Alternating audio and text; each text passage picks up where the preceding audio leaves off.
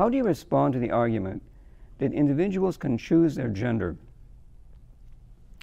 Well, it's very simple.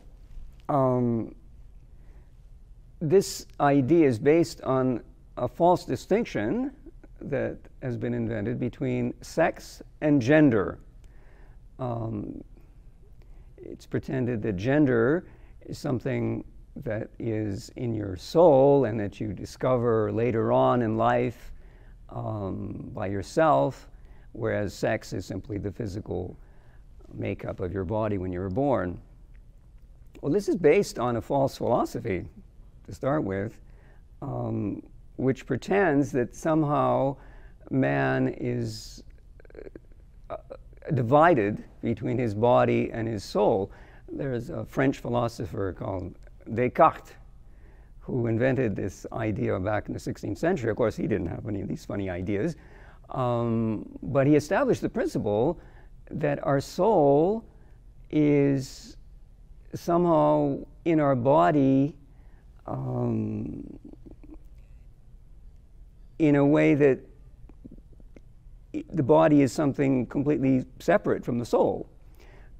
Plato already had some ideas like that, the Greek philosopher back in the 4th century BC, when he talked about, he had this phrase, well, it was a Greek axiom, soma sema, body is a tomb, as if, you know, the soul existed before it was born in the body, and then after death, and it transmigrates and becomes something else.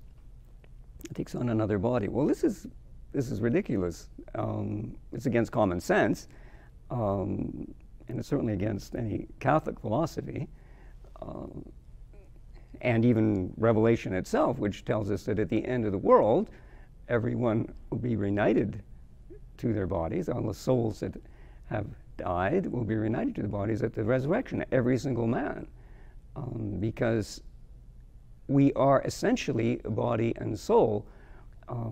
In Aristotelian philosophy, we say that the soul is the form of the body, which is the matter. There's an intimate union between soul and body, just as a form and matter.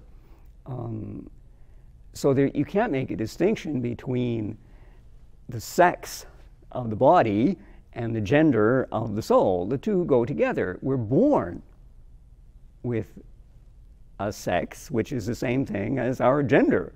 It's not something we can invent ourselves later on as we choose. It's something that we're born with. I mean, it's just common sense. So to answer these people,